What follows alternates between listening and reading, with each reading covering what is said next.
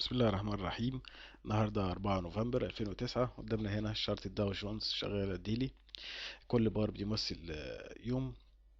حاطين على الشارت البولينجر باند، وحاطين دي البولينجر باند، باند فوق وباند سفلي، وحاطين موفينج افريج 18 باللون الاصفر، وخط موفينج افريج 45 باللون الازرق، وتحت معانا مؤشر الستوكاستيك. حاطط انا على الشارت زي ما انتم شايفين الخط الابيض دوت. ده اسمه سوينج لاين ستادي. انا بعمله، مش موجود في حته. اللي عايز يسجل في الويبنار يسجل، وانا هقول له ازاي يعمله، ازاي يعرف يرسمه صح، عشان يعرف يحدد له نقط، يحدد له الاتجاه ونقط دخول ونقط وقف خساره. مؤشر يستحق انك تحتفظ بيه وتعرفه. الاتجاه حاليا اتجاه هابط، قمه اقل من قمه، وقاع اقل من قاع. هو طبعا الداو جونز شغال، انا ما اعرفش هو هيقفل على ايه اصلا، بس هو الطبيعي ان هو اول ما يطلع يقرب من القمه، اخر قمه ليه، بما ان ده اتجاه هبوطي يبقى البياع هو المتحكم في السوق.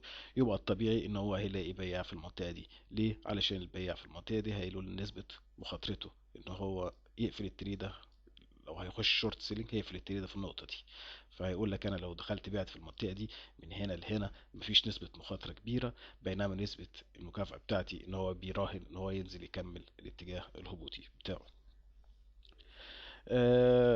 امتى نقول الاتجاه الهبوطي انتهى؟ نقول الاتجاه الهبوطي انتهى في حالة ان هو يطلع يكسر اخر قمة. اخر قمة ديت عند كام بالظبط؟ اخر قمة ديت عند ال 9970.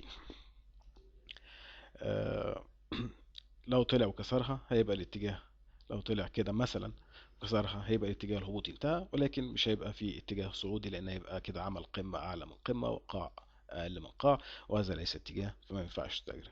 ممكن يكسره باسلوب تاني. ممكن مثلا لو باكريش شايف ان هو النهارده هو كفايه عليه كده، النهارده شكله مش هيكمل، ما اعرفش هيكمل ولا لا. اذا ما كملش النهارده، ممكن مثلا لو عايز يعمل اتجاه صاعد هيعمل مثلا انسايدر كاندل هنا، وينزل كده ويقوم طالع كده، وبكده يبقى ابتدى اتجاه صعودي جديد. ده كله طبعا يعني ده سيناريوهات، يعني انت ما بتتاجرش سيناريوهات، ولا بتضرب ودع، ولا بترف كوين. انت بتتاجر اللي بيحصل لما الكلام ده يحصل تبقى تخش، غير كده انت مستني. الاتجاه مازال هابط. آه، اللي بيطلعوا في اليوم طبعا حاجات تانية. اللي بيطلعوا لو سرعة الشرط دي على فكرة 4 ساعات كده، خلينا بسرعة في ال4 ساعات، تلاقي هنا بقى ايه؟ في عندك فرصة متاجرة. حط بس اللون ده. عندك قاع، وعندك قاع أعلى منه، وفي هنا قمة طلع كسرها هنا. نسبة مخاطرتك أهي. هتخش التريدة هنا. التارجت بتاعك عند القمة دي. أصلا أنت قبلها هتحاول تبيع علشان طبعا التارجت برضو البولينجر باند يعني، بس البولينجر باند هو في نفس المستوى بتاع 9970. الناس طبعا هتبيع قبلها، والشورت برضو هيخش يبيع في المنطقة دي. المنطقة دي هتلاقي فيها البيع جامد. لو هو دلوقتي شايفين هو نزل عامل انسايدر كاندل هنا. لو كمان معرفش هو فاضل على الجلسة قد ايه حاليا.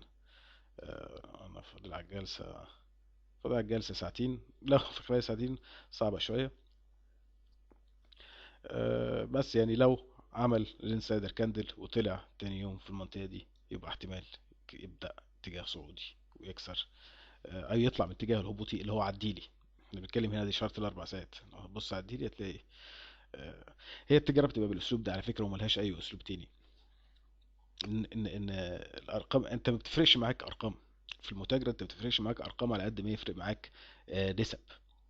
سهم بجنيه او سهم ب100 جنيه، او انت بتفرق معاك النسب، ما بتفرقش معاك الرقم. انت هتكسب هنا 1% او هنا 1%، هي تكسب هنا جنيه، تكسب هنا 10 صاغ، بس هي. وفي نفس الحكايه في الارقام، انت كل اللي يفرق معاك انك تتاجر اتجاه. انت بتتاجر الاتجاهات، ما بتتاجرش الفولاتيليتي اللي جوه الاتجاه زي ما قلنا.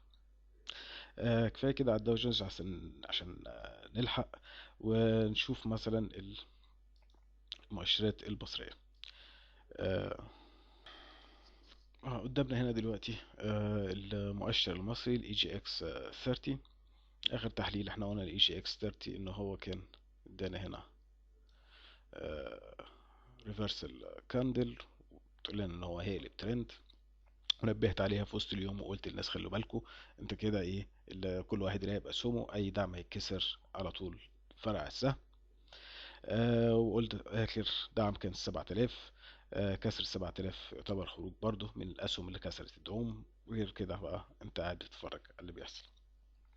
سهم نزل، قصدي المؤشر نزل لغاية النقطة دي، عمل قاع هنا وبعدين ابتدى يطلع، واخر تحليل كان يوم 2 نوفمبر قلت مفيش اي سبب للدخول خالص، لسبب واحد بسيط، لان هو مفيش عندنا اي اتجاه، احنا عندنا هنا قاع وعندنا هنا قاع، بينما عندنا قمة وعندنا قمة، فاذا قاع اقل من قاع وقمة اقل من قمة ده ما اسموش اتجاه، وانت ما بتتجاهش الكلام دوت.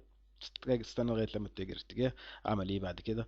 نزل، كسر بقى القاع الاخير، بكده بقى عندنا اتجاه داون ترند صريح، بقى عندك قمة وقمة وعندك قاع وقاع تاني اقل، لما نزل هنا عملوا هنا لا اتجاه. امتى الاتجاه ده ينتهي؟ ان هو يطلع يكسر اخر قمة، اخر قمة ديت عندي فين بالظبط الهاي بتاعها؟ ال 6885. عشان كده خلي بالكم، شفتوا ناس محللين من شركات بينصحوا يقول لك ايه، لو المؤشر قرب ل 6890 او 6900 خففوا المحافظ والكلام ده. انت عشان كده هو الرقم ده جه من النقطة دي. أنا بس بحاول اشرح لكم التريد ازاي. لو في شورت سيلين، هل مثلا اوريك مثلا حاجه تانية، هل لو في شورت سيلين في مصر، هل انت هتخش؟ لا مش هتخش شورت سيلينج لسبب بسيط، لان انت اوريدي اداك الداون ترند وشورت سيجنال ترند عند البولينجر باند. طب انت البولينجر باند دي مصممه بحيث ان 95% هو وقت الاسعار جواه، 2.5% وقت في المنطقه دي، و2.5% في المنطقه دي. يعني انت عندك احتمال 97% ونص ان هو يرد لفوق. الاحتمالات ضدك، انت مش هتبيع من هنا، انت مش هتبيع في المناطق دي، فاكيد انت خلاص انت قاعد بره. انت مش الهدف ان وجودك في السوق، هدف المتاجر مش وجوده في السوق، هدف المتاجر وجوده في السوق في حالة ان هو يعمل فلوس. يعني مش الطبيعي الديفولت بتاع اي واحد محترف ان هو مش قاعد في السوق، انت بتبقى قاعد بره السوق، الغالب بتاعك كده. غير المستثمرين ده موضوع تاني خالص، المستثمرين ده موضوع تاني خالص. وفي حاجه اسمها برضو خطأ من المتعاملين، ما ينفع حاجه المفروض بيسموها سويتشنج تايم فريم، المصريين بيعملوها من غير ما ياخدوا بالهم منها. ان هو لو سهم مثلا نزل منه، شاري سهم في المناطق دي او في المناطق دي او في المناطق دي، والسهم مثلا نزل منه والخساره ابتدت تزيد وما وقفش خسائر في الاول، هيقول انا ايه، انا مستثمر قصير الاجل او مستثمر متوسط الاجل، او انا مستثمر طويل الاجل. طب انت ما ينفعش تاخد قرار بدخول في منطقة وبعد كده تغير رأيك في النص. لو انت مستثمر طويل الاجل، طب ما انت كنت هتستنى لغايه لما السعر في يوم من الايام، انت مش فارق معاك بقى، انت مش فارق معاك انك تخش دلوقتي، ما حبكتش تخش دلوقتي، هتستنى لغايه في اي يوم من الايام تشوف السعر عند قريب من خط الدعم بتاع الراجل طويل الاجل، بتاع الاتجاه طويل الاجل. لكن انت بتبقى بتتاجر في اتجاه قصير الاجل وطالع من فوق اتجاه قصير الاجل، وبعد كده لما يكسر دعومك والكلام ده تبتدي بقى تقول لا انا اتجاه، انا مستثمر وانا طويل الاجل. طب ما كنت اشتريت هنا، طب ما مش بتوفر عليك. طب افرض مثلا كان نزل بيك هنا وكسر هنا، طب هتعمل ايه؟ هتعمل ايه؟ هتقول بقى انا ايه؟ الهدف زي ما قلت، انت مش المفروض ان انت تبقى موجود في السوق على طول، انت موجود بس في الاتجاهات الصاعده، غير كده اي حد يقول لك غير كده ده غلط. انت تبقى موجود في الحته دي، المنطقه دي انا مش موجود. نكمل تاني بس بسرعة عشان نلحق الاي جي اكس 70. قدامنا الاي جي اكس 70. هنعمل ده بقى بسرعة. الاتجاه بتاعه برضو هابط. ده ويكلي تشارت اصلا، تعال نحط على بس ديلي. الاتجاه بتاعه هابط وصريح، ادي قمة وادي قمة وادي قمة تانية، وادي قاع وادي قاع وادي قاع، وما زال حتى النهاردة، بما ان مع الرغم ان اليوم اخضر ولكن هو كان عمل لو جديد، فما زال الاتجاه. والستوكاستيك لوكت ان، يعني لو في واحد كان داخل شورت في المناطق دي هو اصلا لوكت ان وقاعد وما زال هيراهن على نزول. امتى نقول الاتجاه هابط؟ الاتجاه قصدي اتغير، ان هو يطلع يكسر اخر قمة اللي هي في المنطقة دي بالظبط، عند 791. غير كده انت ما زلت الاتجاه هابط ومفيش اي سبب يدعو للدخول. ده كان تحليل سريع بالسوق المصري والسوق الامريكي، المؤشرات بتاعتهم. واتمنى الكلام كان مفيد، وشكرا جزيلا لكم.